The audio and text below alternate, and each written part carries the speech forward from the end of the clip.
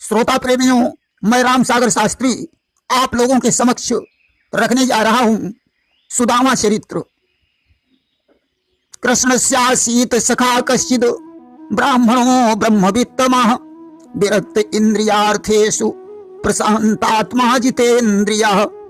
एक ब्राह्मण भगवान कृष्ण का परम मित्र, ब्रह्मज्ञानी, विषयों से विरक्त, शांत चित्त और जितेंद्रिय था, जिसकी पत्नी का नाम सुशीला था। वो ब्राह्मण और कोई नहीं बल्कि सुदामा जी थे। देखिए, जिस समय भगवान कृष्ण उज्जैन में सांदीपन के यहाँ पढ़ते थे, उस समय सुदामा भी इनके साथ पढ़ते थे। कृष्ण छोटे थे, सुदामा जी बड़े थे। एक दिन की बात है, आश्रम में लकड़ियां नहीं थी। गुरु पत्नी ने कृष्ण को बुलाकर जंगल से लकड़ियां लाने को कहा। कृष्ण बोले, आप चिंता न करें, मैं सुदामा जी के साथ अभी जंगल से लकड़ियां ला रहा हूं। गुरु पत्नी ने चलते समय सुदामा को बुलाकर कुछ चने दे दिए और कहा, भूख लगने पर तुम दोनों लोग मिलकर चने खा लेना। सुदामा जी ने वो चने चुपचाप रख लिए। अस्तु दोनों लोग जंगल में पहुंचे। कृष्ण पेड़ पर चढ़ गए, सुदामा जी नीचे थे। लकड़ी तोड़कर कृष्ण वृक्ष के नीचे उतरे। माघ का महीना था, सर्दी पड़ रही थी, शाम का समय हो गया, पानी भी बरसने लगा। अब तो दोनों लोग वृक्ष के नीचे खड़े हो गए। सुदामा जी ने चुपचाप चने निकालकर चबना शुरू कर दिया कि मोहन ने कट कट शब्द सुना, बोले दादा क्या खाता है, कुछ हमको भी दे दो भैया, भूखों दम निकला जाता है। कटकट का शब्द सुनकर कृष्ण ने सुदामा से कहा, दादा क्या खा रहे हो, थोड़ा मुझे भी दे दो, बड़ी जोर से भूख लगी है। सुदामा ने कहा, कृष्ण यहाँ खाने को क्या रखा है, बड़ी जोर की सर्दी है, इसलिए सर्दी की वजह से हमारे दांत बज रहे हैं। कि कहने को तो ये कह डाला, पर मन में खटका बना रहा, अंतर्यामी की आंखों से या भेद भला कब छुपा रहा। सुदामा जी झूठ तो बोल गए, परंतु भगवान तो सब कुछ समझ गए। भला भगवान से चोरी कौन कर सकता है। एक कवि ने लिख दिया कि चोरी प्रभु से करके छुपाओगे किस तरह, छुपाओगे किस तरह, अपनी सच्चाई उसको दिखाओगे किस तरह, दिखाओगे किस तरह। दुनिया की दोनों आंखों में तो धूल झोंकते, धूल झोंकते, आँखें हजार उसकी बचाओगे किस तरह, बचाओगे किस तरह। भगवान की तो हजारों आंखें हैं, उनसे चोरी कैसे कर सकते हो। अंतर्यामी तो सब कुछ समझ गए। उन्होंने मन ही मन सुदामा को श्राप दे दिया कि गुरु से कपट, मित्र से चोरी, और कई हुई निर्धन कई हुई कोढ़ी। गुरु से कपट करने वाला और मित्र से चोरी करने वाला या तो कंगाल होता है या कोढ़ी हो जाता है। इसी श्राप के कारण सुदामा जी कंगाल हो गए और कृष्ण द्वारिकाधीश बन गए। अब तो दिन भर भिक्षा मांगते हैं, परंतु पेट भरने लायक भी भिक्षा नहीं प्राप्त होती है। घर में तवा टूटा है, कठौता फूटा है, सर्दी में ओढ़ने के लिए रजाई भी नहीं है। एक दिन की बात है, सुदामा जी ने भोजन किया और लेट गए। सुशीला से कहा, प्रिय आओ, मैं आज तुम्हें एक कहानी सुनाता हूं। कि भोजन करके एक दिन लेट गए दुजराज, बोले सुनो सुभामिनी नई कहानी आज। आज सुदामा जी ने चनों को चुराकर चबने की कहानी सुशीला को सुनाई और कहा, प्रिय ये भगवान कृष्ण से चोरी करने का ही परिणाम है जो हम भिक्षा मांग रहे हैं। सुशीला ने कहा, नाथ जब द्वारिकाधीश तुम्हारे मित्र हैं तो तुम उनके पास क्यों नहीं चले जाते। अरे जब तुम उनके पास जाओगे तो वे अवश्य ही तुम्हें कुछ न कुछ देंगे। सुदामा ने कहा, प्रिय मुझे मित्र के पास जाकर मांगने में लज्जा आती है। सुशीला ने कहा, नाथ अगर तुम कुछ नहीं मांगना चाहते हो तो कम से कम अपनी चोरी की क्षमा ही मांगाओ। सुदामा ने कहा, प्रिय कृष्ण तो राजा हैं, राजा से मिलने के लिए भेंट की सामग्री चाहिए। अपने घर में तो 4 चावल भी नहीं है। आज सुशीला पड़ोसन के पास पहुंची और वहां से थोड़े चावल मांग लाई। उसने पोटली में चावल बांध दिए। सुदामा ने पोटली को बगल में दबा लिया और भगवान का भजन करते हुए द्वारका के लिए प्रस्थान कर दिया।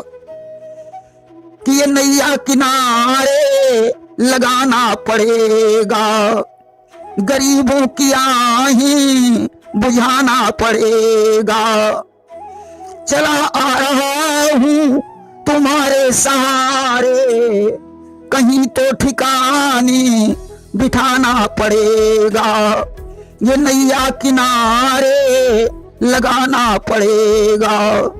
आज जैसे तैसे द्वारिका में पहुंच गए। उन्होंने लोगों से पूछा, भैया ये कौन सा नगर है? बोले द्वारिका 6। अब तो सुदामा जी चक्कर में पड़ गए, मैं तो एक द्वारिका समझता था, द्वारिका 6 है। अब पता नहीं कृष्ण कौन सी द्वारिका में रहते होंगे। उन्होंने कहा, भैया क्या कृष्ण इसी द्वारिका में रहते हैं? बोले हाँ, सीधे चले जाओ, सामने पहला फाटक कृष्ण जी का ही है।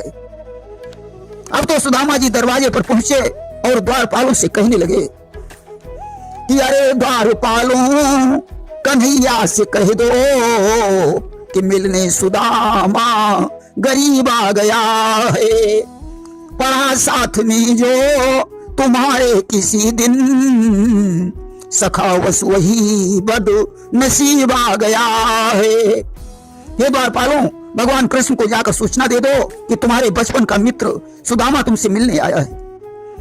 आज द्वारपाल ने जाकर भगवान कृष्ण को सूचना दी कि एक दूजे द्वार पर नाथ आकर खड़ा, जिसके तन में दिखा तान जामा मुझे, उसकी धोती फटी सीलटी दुपटी, नाम अपना बता ता सुदामा मुझे। प्रभु, दरवाजे पर एक विचित्र ब्राह्मण आया है, जिसके पैरों में जूते तक नहीं है, उसकी धोती फटी नुची है, आपसे मिलना चाहता है, अपना नाम सुदामा बता रहा है। अब तो भगवान ने ज्यों सुदामा का नाम सुना, आज सिंहासन से उतर कर दौड़ पड़े कि द्वारपाल मुख से सुना जब ही सुदामा नाम, सुख सैया को छोड़कर दौड़ पड़े घनश्याम। कृष्ण ने दौड़कर सुदामा को गले से लगा लिया, चरणों की रज मस्तक पर धारण करके सुदामा जी को सिंहासन पर बैठाया, पैर धोने के लिए परात में पानी मंगाया कि ऐसे बिहाल विवाहिन सो, पग कंटक जाल लगे पुनि जोए, हाय महादुख पाए सखा तुम आए तय न कि तय दिन खोए।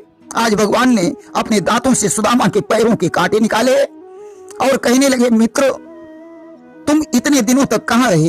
तुम्हारी ये दीन दशा हमसे देखी नहीं जा रही है कि देखी सुदामा की दीन दशा, करुणा करके करुणा निधि रोए, और पानी परात को हाथ छुओ नहीं, नैनन के जल सो पग धोए। भगवान आज अपने मित्र की दशा देखकर इतना रोए कि उनके आंसुओं से ही सुदामा के पैर धुल गए। देखिए, मित्र के दुख में जो दुखी नहीं होता है उसे महापाप लगता है। भगवान ने आज अच्छे अच्छे कपड़े पहनाए। रुक्मिणी पूछने लगी, स्वामी ये कौन है? भगवान ने कहा, प्रिय हमारे बड़े भैया हैं। विप्रदेव को 56 प्रकार के भोजन करवाए, रुक्मिणी सहित चरणों की सेवा की। अब भगवान ने सुदामा से कहा कि तुम मुद्दतों से आज बिछड़े हुए मिले, दुर्दिन की हथकड़ी में जकड़े हुए मिले, सोचा था चैन होगा मेरे मित्र के यहाँ, लेकिन दुखों की सिल से रगड़े हुए मिले। मित्र, बड़े दिनों के बाद आज तुम्हें देख रहा हूं, तुम ऐसी मुसीबत में मेरे पास क्यों नहीं आए? सुदामा ने कहा, कन्हैया क्या बताऊं, समय ही नहीं मिल पाया, इस तरह आज रात व्यतीत हो गई। प्रातःकाल सुदामा ने घर जाने की अनुमति मांगी। भगवान कृष्ण ने कहा कि किम पायन मानीतम ब्रह्मन में भवता ग्रात। ब्रह्मन, आप अपने घर से मेरे लिए उपहार में क्या लाए हैं? अब तो सुदामा जी ने पोटली को और कसकर दबा लिया। बोले, कन्हैया मेरे घर में रखा ही क्या है जो मैं तुम्हारे लिए लाता? कृष्ण ने हंसकर कहा, दादा तुम चोरी करने में बड़े माहिर हो, हमारी भाभी ने हमारे लिए कुछ भेजा और तुम मुझे देना नहीं चाहते हो कि कछु भाभी हम का दियो सो तुम काहे न दे, तो चापी पोटली काख में रहे कहो के ही है, तो पोटली बगल में क्यों दबा रहे हो? आज भगवान ने जबरदस्ती पोटली छीन ली। एक मुट्ठी चावल चबकर सुदामा को 1 लोक का राज्य दे दिया, दूसरी मुट्ठी चबाकर 2 लोकों का राज्य दे दिया।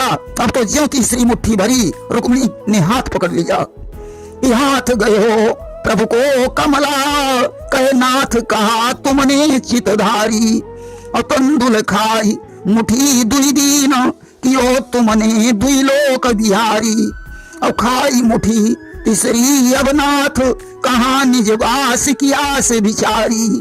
और रंग कहीं आप समान कियो, अब आप ही चाहत हो न भिखारी। रुक्मिणी ने कहा प्रभु तुमने इस भिखारी को 2 लोकों का राज्य दे दिया, अब तीसरी मुट्ठी खाकर क्या स्वयं भिखारी होना चाहते हो। भगवान ने कहा रुक्मिणी ये तुमने अच्छा नहीं किया। एक भगवान का भक्त इस तरीके से जी रहा है, यह कलंक मुझसे सहा नहीं जाता कि क्यों रस में विष घोल दियो, और खान न मोहि दियो एक फंका। और लोग कहें हरि नीत दुखी, हमसे यो सहो नहीं जात कलंका। रुक्मिणी ने कहा प्रभु ब्राह्मणों ने हरिश्चंद्र और नर जैसे राजाओं का जीना हराम कर दिया। आपके सीने पर ब्राह्मण ने लात मारी, तुम उसे भी भूल गए। भगवान ने कहा रुक्मिणी मुझसे पहले तुम भूल रही हो। जब तुम्हारा विवाह शिशुपाल से होने वाला था तब तुमने ब्राह्मण के हाथ से ही पत्र मेरे पास भेजा था। इन ब्राह्मणों की कृपा से अपनी फुलवारी फूली फली है। भगवान आज सुदामा को द्वार तक भेजकर लौट आए। अब सुदामा जी विचार करते हैं कन्हैया ने मुझे कुछ नहीं दिया। अरे जो गोपियों का माखन चुरा चुरा कर खाता रहा, अगर आज राजा बन गया तो क्या हुआ। मैं तो आता ही नहीं था, सुशीला ने जबरदस्ती भेज दिया।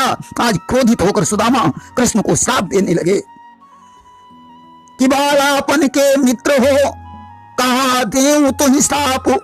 जैसो हरि हम का दियो, तैसो ही पावऊ आप। कृष्ण जैसा तूने मुझे दिया है वैसा ही तुझे प्राप्त होगा।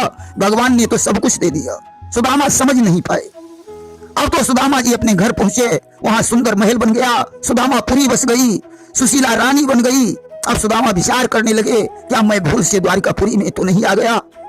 यहाँ मेरी टूटी सी झोपड़ी पड़ी हुई थी, उसमें मेरी पत्नी सुशीला रहती थी।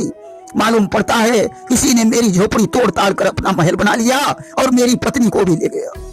हाय कन्हैया तूने तो मेरा घर ही चौपट कर दिया कि क्या जाने किसने कहा करी, मेरी ब्राह्मणी दीन वाला। इस दुखियारे का अरे कृष्ण क्या घर भी चौपट कर डाला। तब तक सुशीला सोने की थाली में आरती सजाकर सुदामा के पास आई।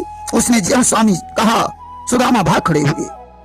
सुशीला ने कहा स्वामी ये सब भगवान की कृपा है कि कहो ब्राह्मणी विप्रते यही कंत निज गेह, श्री यदुपति त्रैलोकपति तीनों प्रगट स्नेह।